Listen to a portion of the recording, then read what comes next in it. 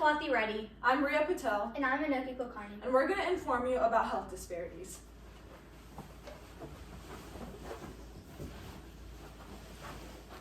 We made a poster and a trifold, but we realized that the judges would be able to see our information better on the projector.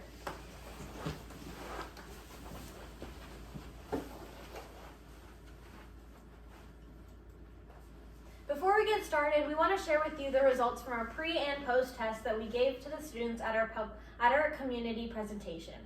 We presented on January 28th, 2021 at our biomedical sciences classroom at Mason High School. The first question we asked them was to rate their knowledge on health disparities. The average rating we got was a 2 out of 5. We asked them the following questions. What are health disparities? Do you think health disparities matter and why? Who do you think they affect? And how do you think they affect these people? Overall, the students' responses showed that they were not very well informed on this topic. After we presented to them, we took a post assessment, and here are the results from that. For the first question, rate your knowledge on health disparities, we saw a great change. The rating changed from a 2 out of 5 to a 4 out of 5. We asked them the same questions, but as you can see, the responses are more detailed and they have more information. And these are a couple pictures from when we presented to the classroom.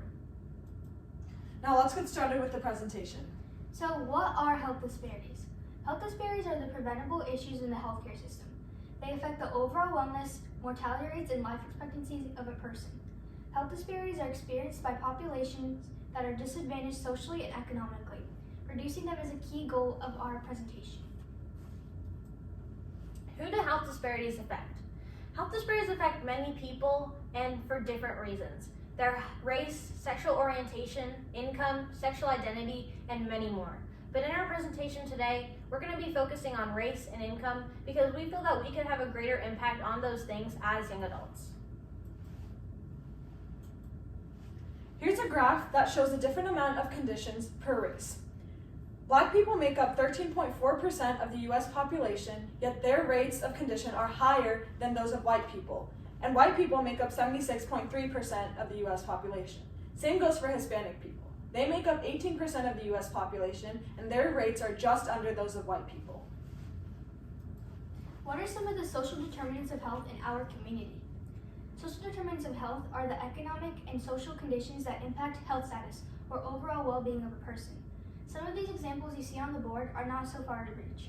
Even though Mason City Schools is an extremely privileged school district, many of our peers could be experiencing things like economic instability, struggles with the incomes and employment status of their guardians, and lack of healthy food options. One of the most important social determinant of health is race, because of structural racism, which is also called institutional or systemic racism. This is when racist things were embedded into our society long ago, but they still show up today. It causes discrimination within our healthcare system against Black people. The United States has one of the largest income-based health disparities in the world. Poverty for the longest time has been a significant factor of decreased health equity, but the differences are getting quite apparent. As capitalism worsens wealth inequality in America, the differences in life expectancies and quality of life have gone up. Due to the extremely competitive nature of healthcare and insurance companies, there is an encouraged emphasis on the social determinants of health, especially income.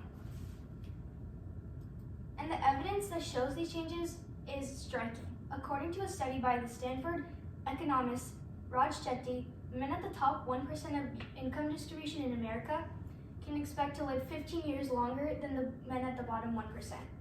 According to statistics, adults with low incomes have more trouble with health insurance, primary and secondary care, and are less likely to receive new drugs and new technologies. Areas with low income aren't very ideal. They don't have access to many things, so they spend their time working a lot for things like heat and electricity. So this means not a lot of time for exercise or making healthy food for themselves. So they resort to eating fast food. And this causes stress for themselves, and they go to substance use to cope with the stress. But they can't get better from the addiction because they don't have access to healthcare and they can't afford counseling. Now we have a real-life example. where we compare the lives of two different people. We have person A, which comes from a privileged family, and then we have person B, which comes from a low-income family, but not low enough for government aid. Person A wakes up every morning, goes to school, gets back, has time to be active, do homework, and goes to sleep at a reasonable time. They also manage to achieve good grades. Then we have person B, which wakes up late, gets to school late, and after school they don't have time to do homework or be active because they're busy working to support their families. They also can't maintain good grades because they tend to fall asleep in class. Now, what is our government doing about this? That's where Medicaid comes in. It's a federal program that provides aid to pregnant women, people with low incomes, and people with disabilities. In our scenario, person A came from a privileged family that could afford a good insurance. And then we have people that have low incomes and can apply for medical aid, government aid, which is Medicaid. And then we have people like person B. Person B, they make too much money for Medicaid, but they don't make enough money for a good insurance. These people may have to say no to treatments like braces or physical therapy because they simply can't afford it. Although it does depend on the person. Some people may take loans to get around this, but it's overall more difficult for them. The COVID-19 pandemic has caused the increasing unemployment rate of many adults. I personally know someone who was hesitant to get the COVID test done because they didn't know if their insurance would cover it or how much it would cost. This is dangerous because they could be carrying the virus around and they don't even know it. Now, how can we help reduce health disparities in our community? There are lots of ways to do this, but we thought that we could make a club to reduce some social determinants in our community. This club would host fundraisers, make care packages, donate to organizations, and make infographics or articles on how to help these people. We would tell them the importance of eating healthy and getting the right amount of exercise.